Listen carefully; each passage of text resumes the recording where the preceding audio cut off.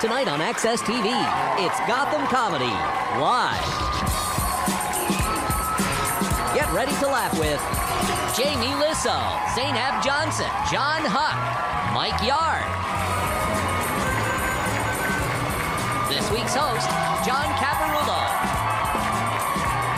Gotham Comedy Live, all happening right now. Ladies and gentlemen, John Caparulo! Yeah!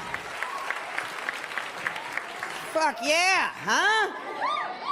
Gotham Comedy Live in New York. This place fucking scares me. It is. This place, I mean, I've lived in L.A. I'm from Ohio, which you can... Shut up, it's not a joke.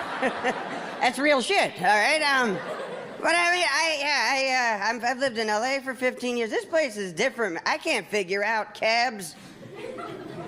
Why do they need me to tell them where to fucking go? I mean, they should know their city by now. I mean, I was here for Thanksgiving a couple years ago. I got in a cab and I'm like, I get in, I'm like, MetLife Stadium. He goes, you got cross streets? I'm like, yeah, MetLife Stadium and MetLife Stadium's fucking parking lot? I mean, what? If I got in a cab and said, I mean, can you take me to Grandma's house? I could understand. You'd be dick. But I went to, it was at the butt fumble game. That's it, yeah. That's a pelt on my wall, huh? That's impressive. Some people saw the Immaculate Reception.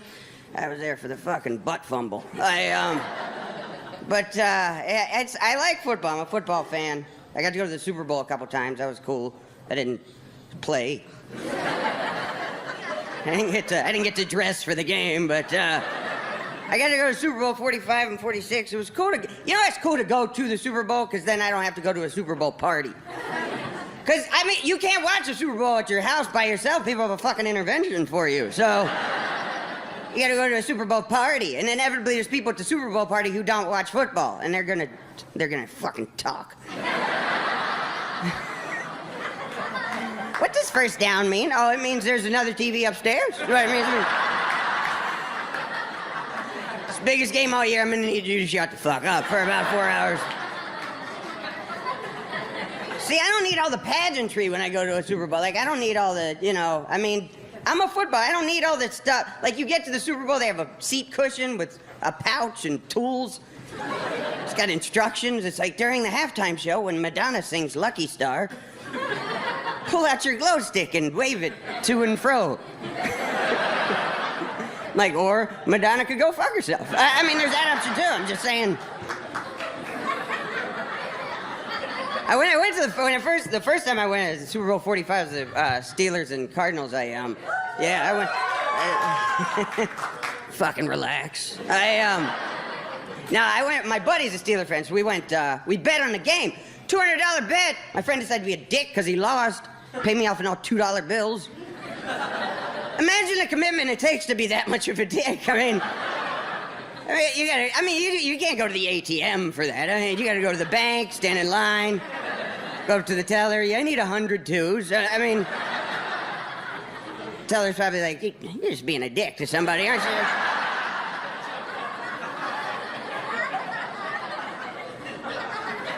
So I gotta spend 100 twos. That's not easy either. I mean, 'cause everywhere I go, I gotta pay with fucking twos.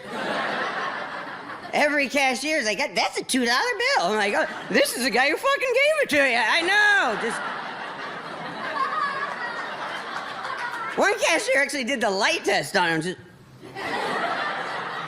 Like I'm counterfeiting fucking twos, really? I mean... Yeah, twos and Sacagawea coins. I like to have really, really conspicuous counterfeit money, lady. I'm married now somehow. I like being married. Some dudes are just not real supportive.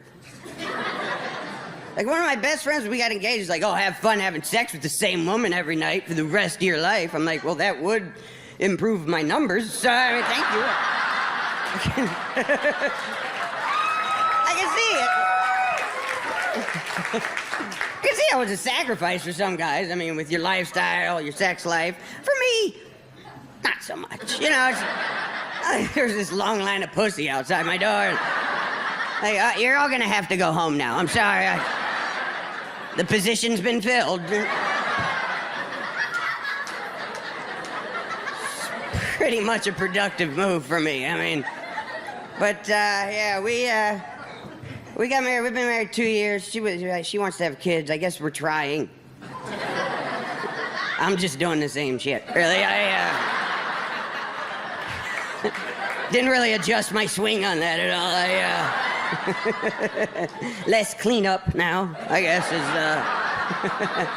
too far. But I mean, it's I mean, I don't know, at this point, I'm still just getting used to her. We're both dog people, that's good. I mean, I'm trying to convince her, like, hey, dogs are kind of cool too, you know? And by the time they get to be teenagers, they fucking die. I mean, there's that. But yeah, I couldn't imagine being with somebody who doesn't like dogs. Like, I went out with this girl a few years ago. I didn't know she didn't like dogs, so she came over. She's horrified. Ew. You let your dog lick your face? I'm like, yeah, I know him. It's not gonna go any further than this. I mean,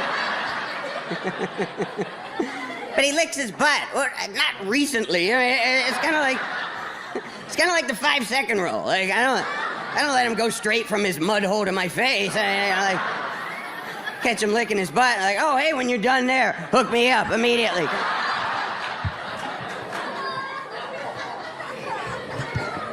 I like dogs. She really wants to have kids. She started putting clothes on the dogs. It's not so much that they look ridiculous. Like, I mean, I get home, they're wearing sweaters, and one of them's got a hoodie. I don't know why he has a hoodie. But it's now when I pet my dog, I gotta feel like a fucking pervert, though. I mean, come here, Barney. Who's a good boy? You're a good boy. Let me get up your shirt a little bit there, Barney, huh? Yeah, relax. Barney's a good boy because he's not gonna fucking tell anybody about this shit, is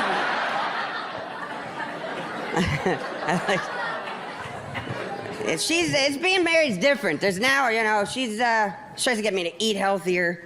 She shops at Whole Foods. It's fucking hippie.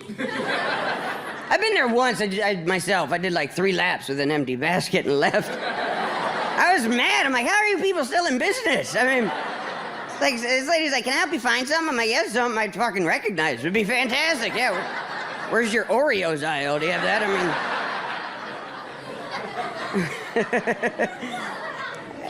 I like the regular grocery store, the normal, you know, the one that's got big signs and just comfort food, and it's killing me. You know, but I hate, you know, the one thing I hate at the grocery store now, it still is the, do you get that where you're right as you're about to pay, and would you like to donate $1 to help fight muscular dystrophy today? No, I'd much rather look like an asshole in front of everybody else in line right now, actually. I'd rather leave the store as everyone glares at me like, what a cheap son of a bitch he was. What's his problem? I want everybody thinking I like muscular dystrophy. That's what I want, son of a bitch. Can you break a 2, motherfucker? Because I hate the You guys ready for some fun tonight, huh? Come on.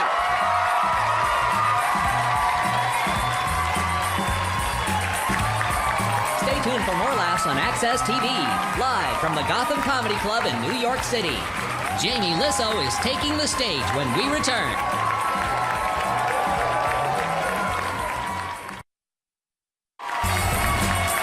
Welcome back to the Access TV presentation of Gotham Comedy Live. More laughs happening right now. All right, you guys. Your first comedian tonight. Great comic. I've known him for years. He's been on the Tonight Show with Jay Leno. Let him hear it. Jamie Lissow.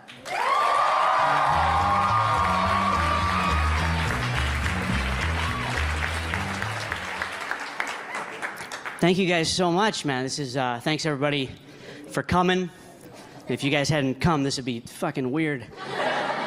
I love this club, man. It's got such a great view.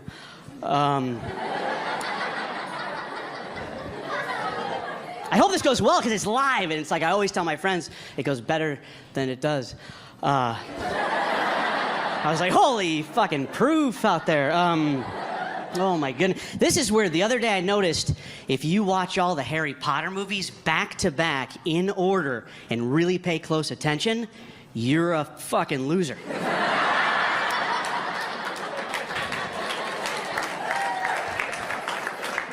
Oh, it's just gorgeous out tonight. New York is a weird place. I hurt my finger the other day, and I had to go to the emergency room, and the doctor looked at it, and he goes, man, Jamie, that is a bad fracture, but it could be worse. And I go, really? And he goes, yeah, you could be a magician. And I said, what do you mean? Because I wouldn't be able to, like, hold the tricks and stuff? And he goes, no, man, it would just fucking suck to be a magician, wouldn't it? That'd be a... Oh, man. So, that's cool. You guys laugh so hard, I was able to get rid of one of my jokes. Yeah, I hated that one. I've been doing it for 11 years. So I have a couple of kids back at the house, guys. Not in a weird way. I don't just have a couple of kids back at the house. That would be weird to admit that, you know. But I do. I have 2 kids at home, and sometimes people are like, Jamie, you have 2 kids. Do you have a favorite? Which is a ridiculous question, right? You know, obviously I do. You know what I mean? But I would never say anything, you know, because it's weird, because it's my neighbor's kid. Oh my God, you guys, this kid is so cute. I have a picture of him in my wallet. I used to live here. I used to live right in New York City, but it got too expensive for me. I had to live in a studio apartment. I don't know if everybody here knows what a studio apartment is. Basically, it's where you live in one room and you pretend like that's fucking okay. That you... My friend came over, he's like, dude, here's your new apartment. Thought maybe you could show me around your place. Which I don't know if you guys ever given a tour of a studio apartment. But it always goes the same way. You know, you're like, okay, and right here we have the... And then you just start crying because your life is shit.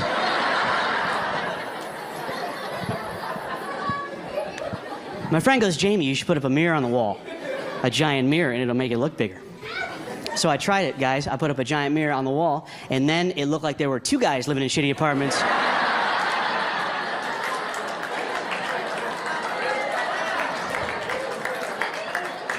2 failures in matching pajamas. Like, oh my God, that guy's trying to hang himself too. I don't even know if I'm smart enough to live in New York. I remember I was here once and I was trying to do the New York Times crossword puzzle. Holy shit. Sometimes I didn't even have to read like the whole clue to figure out I wasn't gonna fucking get it. Okay? Damn it, it was like, what Portuguese? I don't know.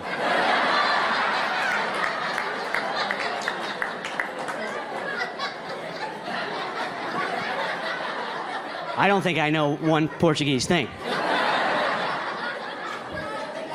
I wouldn't be able to get that one if you let me write the rest of the question.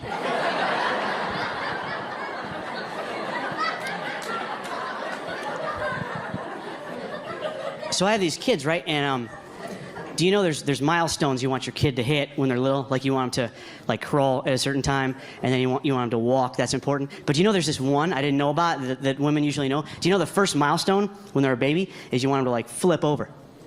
Right? That's like a big thing when the baby flips over from front to back. That's a real thing. I didn't know that was a thing, right? And my wife, when we had a baby, one day she goes, Jamie, get in here. The baby, Charlie, is about to flip over. And I just didn't go in there. You know what I mean? I just didn't. Why would I go in there to see? So I just stayed watching TV. And then she comes in, and she seemed, I don't want to use the word agitated because it's not strong enough. But she goes, you missed it. Charlie flipped over and you missed it. And I go, who gives a fuck? That's what I said without thinking. I said, who gives a fuck? And then she looked at me so angry. I said, no, I mean like a cheer, like, who gives a fuck? I do. Yeah.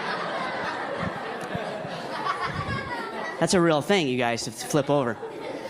I remember my wife's friend was over once, and they were all worried because she was like, oh man, Cindy is almost 9 months old and she hasn't flipped over yet, you know. And I was like, yeah, I don't think it fucking matters. You know what I mean? Sorry to interrupt, but I don't think it matters. And she was like, well, how do you know? And I go, no, I'm just saying Cindy, you know, she might not be doing it now, but she'll be fine. She'll be fine. But she says to me, and she goes, well, how do you know? You're not a doctor. And I go, well, here's how I know. All of us in this room, you know, we don't like know someone at work that can't fucking flip over. Do you know what I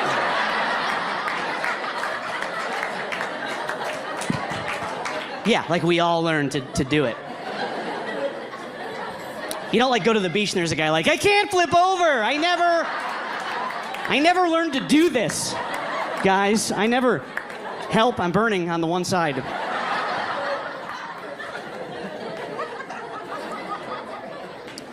It's weird having a little girl too, because there's going to be talks we're going to have and stuff. There's boys are going to come over. She's going to get, you know, tits or whatever. And you're not. I probably won't use the word tits, you know, but it's.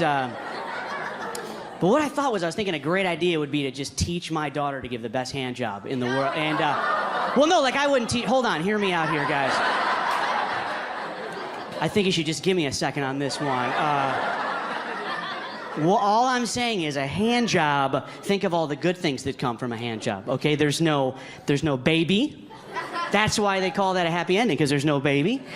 And there's no diseases. Okay.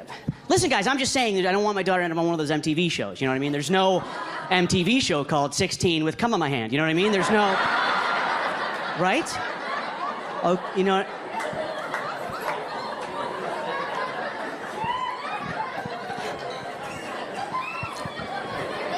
It's cool, it's live, because I couldn't even edit that out if they want. It was weird. I was in Alabama a few weeks ago, and is anybody from there? Because I'll change it. It was a wonderful place, though. But after the show, this one guy came up to me. He was like, "Hey, man, you know, I never heard of a studio apartment until you mentioned it." We talked for a little while, and he asked me how much I paid, and I told him, and he was like, "Dude, you're a fucking idiot." That's what he told me. I was like, "What are you talking about?" And he goes, "Do you realize for that much money here in Alabama, you could literally live in a 10-bedroom house on about 100 acres of land?" And I was like, "I know, man, but the only problem is out the front door, Alabama is there." My name's Jamie Lissow. You guys have been so much fun. Thank you very much.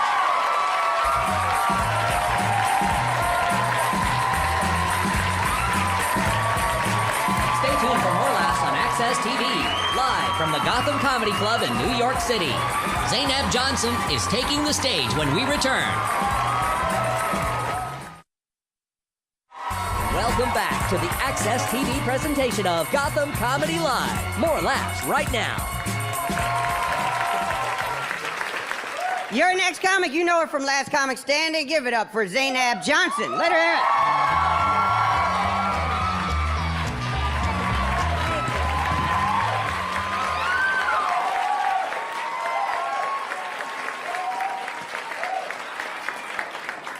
it. You stared at me like you didn't know what was gonna happen. Are you okay? She's like, is it really? It's me. You wanna? Yeah, you just made me feel famous. Hey. So, I appreciate that.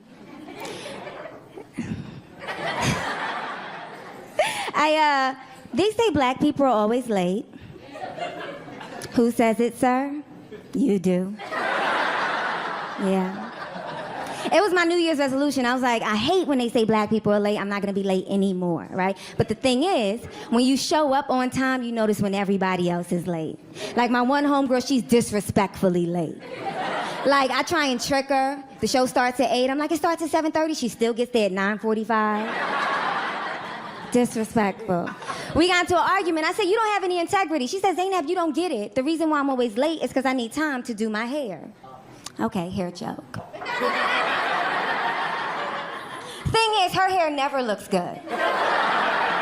So now every time she walks in late, I'm like, you could have been on time. You could have been on time. I'm from New York. I'm so happy to be home. Yes.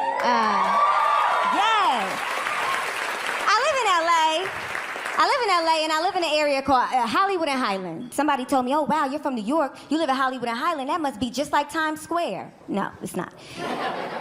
Times Square, you see people going to work, coming from work, handling business. Hollywood and Highland, I walk out my door, I see the same homeless woman shitting in front of Starbucks. Every single day, I think that's the way she communicates. And I'm a little bit envious because every time I see her, I'm like, how are you getting so much waste? I have to drink a kale smoothie every morning. But you, seemingly with nothing, are shitting effortlessly.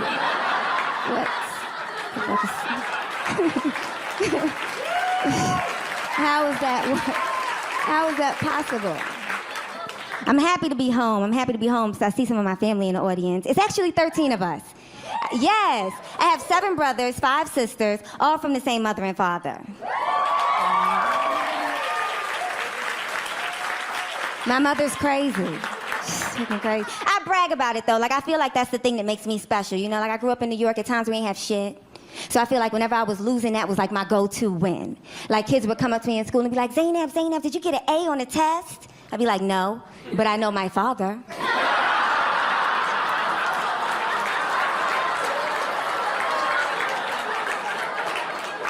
I come from a 2-parent home. What are the odds? When I played sports, if ever I lost, the other team would be like, we won, that's why we won. I'd be like, you won today, but who's winning the custody battle between your parents? You might have to change school districts. I want to be married. I really want to be married. I think marriage is great. I came from parents that are married, grandparents that are married. I feel the pressure, though, to marry a black guy. Besides the obvious reasons, like I'm black. But of 13 of us, 6 are married. Of those 6, nobody has married a black person, not one. Like, we were so happy when my brother started dating a black girl, we didn't care he was cheating on his wife.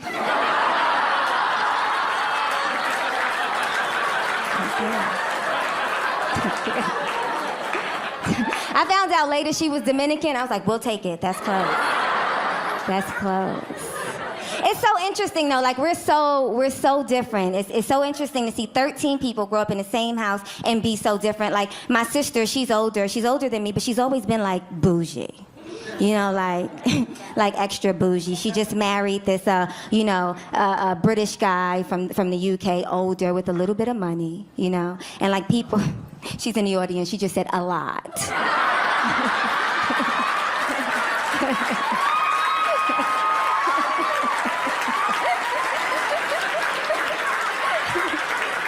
Just to prove her bouginess.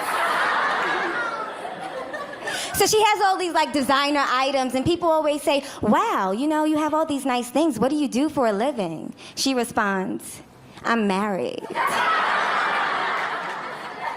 like, I'm her sister, I know I should root for her, but every time she says it, I'm just thinking, bitch.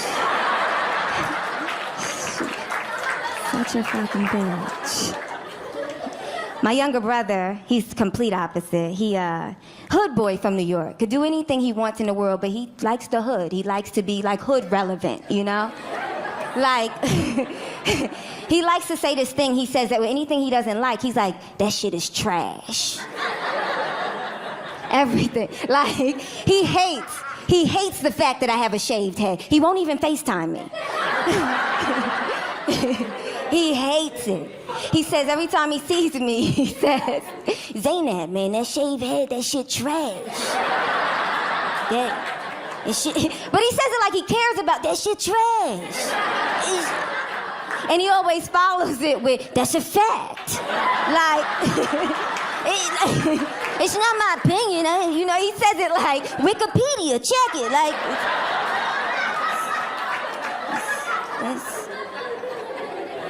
he said, Zainab, what are you doing? I said, I'm in my car. He said, drive down to the city dump and stick your head in, because that shit is trash. That's your fact. He says it about anything, though. He can see a pretty girl he likes. Yo, I'm trying to take you out. No, I'm good. Oh, she trash. That's your fact. Like, he got to tell all the guys that's gonna try and holler at her, nah, she trash. That's a fact. She be wearing lip gloss. Like, anything. anything. I'm like, yo, Ab, you want a banana? Nah, bananas is trash. They got too much potassium, that's a fact. My little sister, she had a baby. We go to see the baby. Newborn baby, we're saying everything you say about a newborn baby, right? Oh, the baby's cute. Oh, wow, he looks like you. Oh, my God, you pushed out a 9-pound baby? My little brother walks in the room. Oh, that baby trash. That's your fact. He pointed at it like it was a crime scene. That's your fact. I said, you can't call a baby trash. He said, man, he trash, his pop's trash, that baby trash. That's your fact. He was the first person that had the baby's picture screen saved in his phone. I said, I thought you said the baby was trash. He was like, that's my nigga, though. It's the most inappropriate baby conversation I've ever heard. He hit me on Facebook the other day, and I wish that it was a private message, but it was on my wall. And it read, Zainab, grow your fucking hair back. You got people thinking something is wrong with you. For real, grow your shit back. And like I said, he's hood, you know, like just unnecessary, like I kill your mother, eat your kids. Like just scary, right? So I'm imagining him typing it very aggressively, like, Zainab, grow your fucking hair back. I don't know why I feel like hood boys can only type with one finger. Y-O, where the fuck is the U? Where the fuck is the U? That shit trash. I'm Zainab, y'all. Thank you.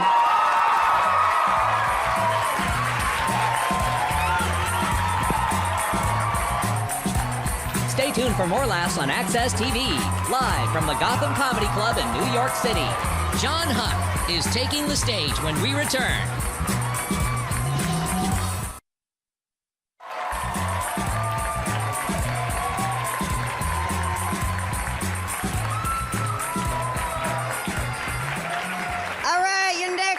Is the co-host of the Full Count podcast. Give it up for John Huck.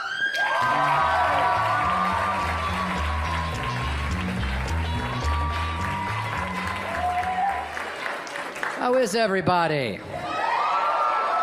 Wow, that's nice. You seem like a great crowd. Let me leave you with this.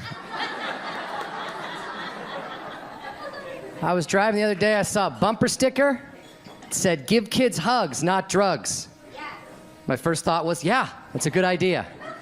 My immediate follow-up thought was, I'm probably getting the same amount of prison time for doing either one of those things.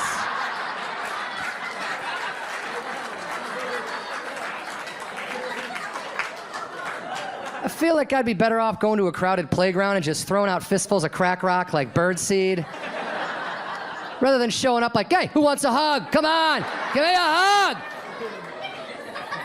What's that, officer? No, I don't have children of my own. I saw a bumper sticker and I do what signs tell me. I'm an idiot. Sorry if I seem tired. I've not been getting the proper amount of sleep lately. Where I live, the communal washer and dryer to my entire apartment complex backs up to my living room wall. Right. So I can hear people doing laundry all hours of the night and day, which is not a big deal as long as people are washing human laundry. Shirts, pants, socks, stuff like that. Got a new neighbor who doesn't understand that? Every other day, she's like, what? It's 3:30 in the morning. This is a perfect time to wash a load of zippers, nickels, and drill bits.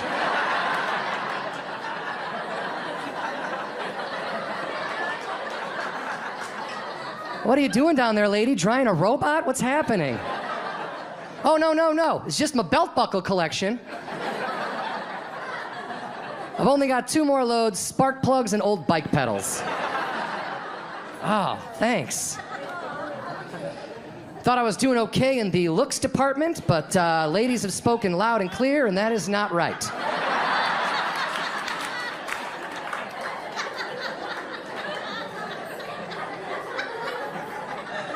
Was out at a bar, minding my own business, watching the TV, noticed 2 women on the other side of the bar staring at me, burning a hole in me. So I was like, I should go talk to these ladies because I think that's how society works. I have no idea, really. I don't get out a lot. So I casually walk up to these ladies and as smooth as I could introduce myself. Hi, I'm John. Couldn't help but notice you were looking at me studying me from afar, you know? And this one girl cuts me off. She goes, yeah. Because if anything weird happens to me or my friend here, I won't be able to describe you to the police later.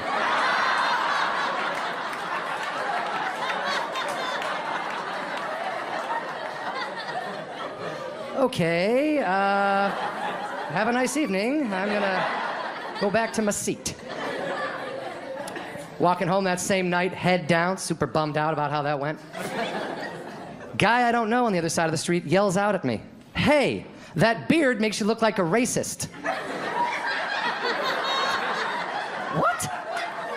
I said, "Excuse me?" He goes, "You heard me, man. That beard makes you look like a racist." And I stopped. I was mad. I was like, "First of all, sir, it is 2014. That is a small-minded, ignorant thing to say to someone. And secondly, I think the word you're looking for is rapist."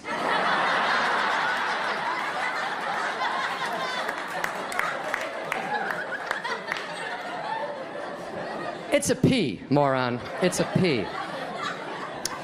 Ignorance is everywhere, though, guys. You can't learn everyone all at once, anyway. I don't think I'm going to have children. I don't think that's in the cards. Not because I'm anti-kid or I hate kids or anything, but I'm actually afraid of dad anger. In case you don't know, dad anger is a disease that affects 99.9% of all men with children. And I've seen it firsthand, and I don't want it personally. I remember being 7 years old, looking into the kitchen of the house I grew up in, and I could see my dad in there. He was getting into a fight, a physical altercation with a piece of individually wrapped American cheese. And it was just getting worse and worse. He was like, "Oh, fucking cheese. God damn it, cheese, cheese." He rips it in half, throws it on the ground, storms out of the kitchen. I'm 7. I'm like, "Oh my God, he hates cheese. I don't want to be an adult if I can't love cheese. That looks awful." As I got older, though, I realized that wasn't about cheese at all. That piece of cheese represented my father's dreams.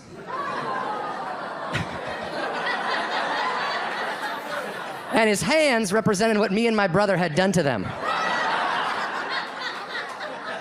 Could have been a National Geographic photographer for fucking kids. And I want to love cheese forever, so I'm not going to have children. It's a math problem. I like baseball. I watch a lot of baseball. You guys like baseball? All right. It's a better response than I usually get. No, I like baseball. I watch a lot of the Major League Baseball Network, which is a channel that talks about baseball 24 hours a day, 7 days a week, 365 days a year. And it's really exciting when the baseball season is happening, right? But in the off season, it takes a little bit of a dip in the action. I was watching it one day, like 4 months before spring training, and these two guys on there, I felt bad for them. They were like out of topics, right? One guy was like, "Hey, where'd you go to school again?" Like they weren't even, like nothing, what? Like what's your wife's maiden name? Like what kind of car do you drive? Nothing to do with baseball. And I felt like you could sense a producer off camera, like, "Come on guys, baseball, baseball, baseball." And one guy was like, "Oh yeah, baseball." And he just pulls a topic out of thin air and he says, "Hey, what if the players from back in the day were to come back now and see the way the game is played?" The other guy's like, "Oh my God, a topic. Awesome." And his quote was, "Yeah, I mean, if Babe Ruth came back today, the first thing he'd say is, 'Wow, look at the velocity on these pitches.'" And I'm sitting at home like, I don't know about that. I don't claim to know Babe Ruth. I don't claim to come from the time of Babe Ruth, but I've seen some documentaries and I've read a couple of history books. And I think if Babe Ruth came back today, see the way the game is played now, one of the first things he might say is, "Holy shit, there's a lot of black people playing this game." Followed closely by, "Why are my powers useless against them?" "Somebody give me a Cuban cigar." What? It's turned into a trade embargo joke at the end, guys. It's literally the highest proud thing I'll say all night. My brother's an idiot. He doesn't have a TV, don't worry, we can talk about him. He doesn't think before he speaks. He's only a few years younger than me, does not think before he speaks. I was out at a bar, minding my own business, eating dinner by myself, because I'm super popular. And I turn to my right, and like 4 tables away is Weird Al eating dinner with his wife like a human being. And I freak out. I'm like, oh my God, I love Weird Al. Oh, I was like, really influenced me as a kid. I thought Weird Al was fantastic. My brother loved Weird Al. So I get away from the table. I don't want to freak out next to him. So I get away from the table. I call my brother. I say, hey man, you got to get down here. Weird Al is here. To which he responds with, huh? Yankovic or Pacino?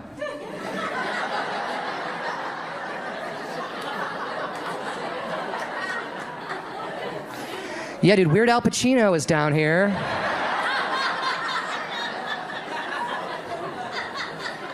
He's got an accordion, and he's shouting out lines to Son of a Woman in Scarface. You're the first person I called. Click. Guys, I'm John Huck. Thanks a lot. Enjoy the rest of the show.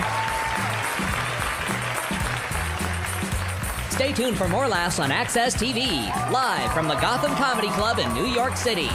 Mike Yard is taking the stage when we return.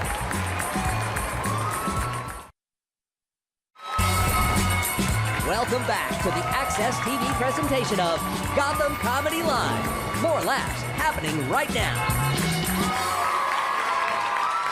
All right, you guys know your next comic from Inside Amy Schumer on Comedy Central. Give it up for Mike Yard. Let him hear it.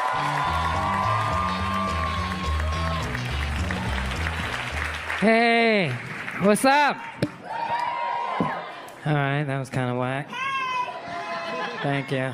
40,000 people in here, but you're the only one. I appreciate that. I don't blame y'all. I don't want to be here either.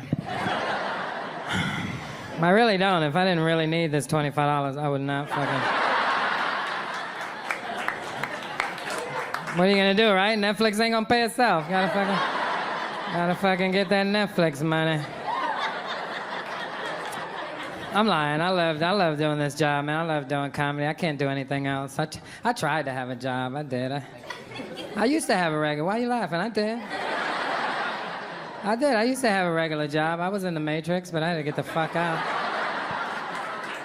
Because the Matrix is scary, yo. You know what it is? There's too many rules when you got a job. Like, I'm not a rule person. You got to know who you are. There's no rules to comedy. That's why I love doing this. No fucking rules. None. The only rule is be funny. That's it. And you don't even have to do that sometimes. There's a lot of times where you look at the audience like, my bad. I thought this shit was hilarious when I wrote it. It's the only rule of comedy. There's no drug test to this job. None. None. You hear me? I could have shot dope right before I came up here. I could have been in the hallway. Could have came on this stage. Y'all wouldn't give a damn as long as I was funny. That's all you want. That's what you paid your money for. I could have came on this stage and be like, yo, so I was on the subway.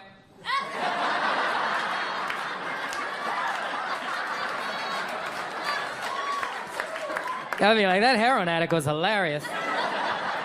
The way he kept nodding out in between jokes was suspenseful.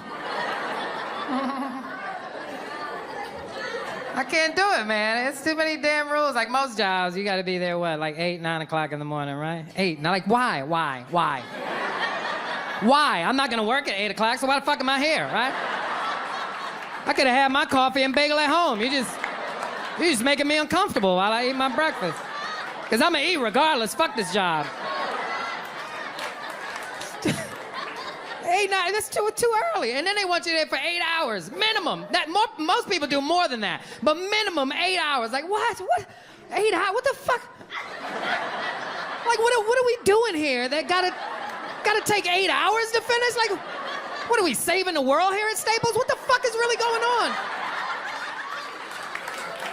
8 hours, that's too much time. That's too much time. There is nothing in my life that I want to do for 8 hours in a row. You know how long my workday is doing comedy? 10 minutes. 8 hours is ridiculous, yo. That is 1/3 of my day, right? Let's do math. I think I'm right. Any Asians in here? Ain't 1/3? Oh, I'm sorry. Did I just disrespect the Asians by saying they were smart at math? My bad. 8 hours is 1/3 of my day. That's 1/3 of my day that I have to spend around people I don't really fucking like that much. Because let's be real, everybody in this room has at least one person at your job that you look at every day. And you're like, when are they gonna fire this motherfucker? Am I lying? Okay. And if you're not laughing, you're that person. They don't like you there. They don't like you. You did it to yourself. I didn't do it. It's too much time, man. It's too much time to dedicate to one thing. Let me give you a better example why that's too much time, right? I got a son, and I love my son to death, man. I would die for my son. That's how much I love him. If I'm in a situation where somebody got a pistol, or both of us, and they're like, one of you guys got to die, and the other one gets to live, then you got to kill me. It's not a discussion. That's how much I love my son. You got to kill me so he can live, right? But I have never spent 8 hours in a row with that little motherfucker. Okay, let me tell you something. After about 45 minutes, I'm like, yo, don't you got Xboxes and shit you need to go play? Like, why are you hanging out with me, yo? Go do young shit. Like, fucking run for no reason. Get out of here. I feel like some people judge me when I call my son a motherfucker. That's because you don't know him. Look, people always take his side because he's a kid, but my son is an asshole. Like, I love my son. Like I said, I would literally die for my son, but he's an asshole, all right? Okay, listen to me. Everybody in this room has had a conversation with somebody, and when that person walk away, you're like, what a fucking asshole. Okay, that person had parents. I happen to be the parent of an asshole, and I've come to terms with that. Okay, let me tell you why I call my son an asshole. This is the most recent thing that he's done, right? My son just started high school this year, right? So his first week into the school year, my son decided he just wasn't gonna go anymore. Right? We didn't have a meeting or anything. He just made an executive decision like, yo, I'm not really feeling this shit. I'm not going back. And he's an idiot, because he knows all his teachers, any school my son has ever been to, I go there, I meet all the teachers, I give them my number, they give me their number. He knows this, but he decided he wasn't gonna go, right? So the school calls, and you know, they're like, hey, listen, man, you know, we're a little concerned. You know, Michael hasn't been here in a couple of days. We're just making sure he's okay. I'm like, well, he left here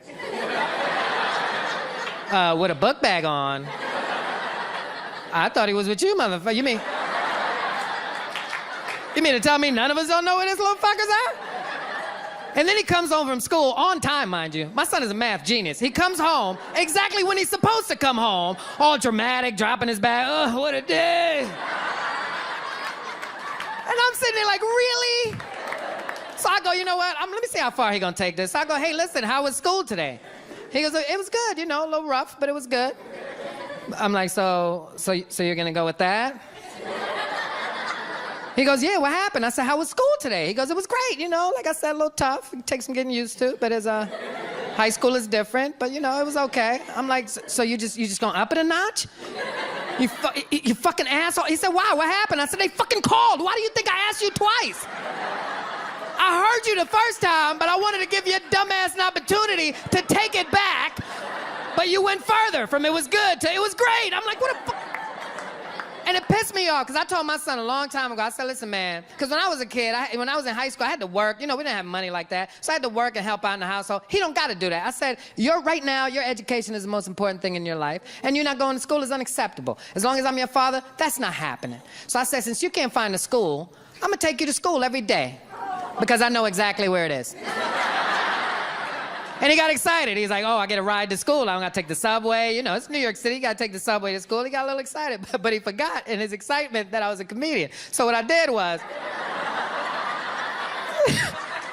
this is exactly what I did. What I did was, the first day I took him to school, I dropped him off in front of the school. I don't play that side of the school shit. I'm not saving face for you. I'm pulling up right in front of the school, and I got a piece of shit car. It's loud.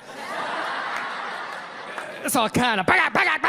So I pull up right in front of the school. Now, if you know anything about New York City public high school, in the morning, it's like thousands of kids filing in, right? It got metal detectors, so it gets backed up. There's a bunch of kids in front of the school. So I pull up in front of the school, my son gets out the car, and as he gets halfway to the school, I just yelled out the car window, who loves you, Michael Yard?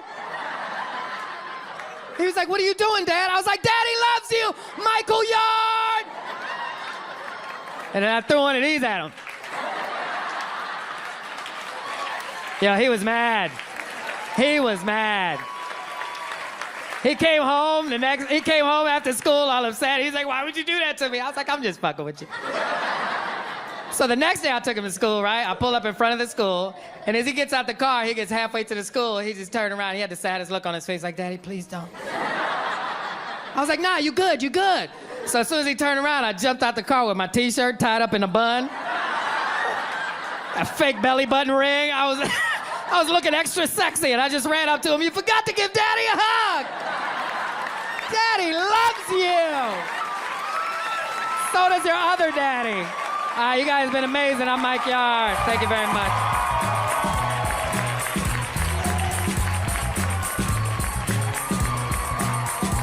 Stay tuned for more laughs on Access TV, live from the Gotham Comedy Club in New York City.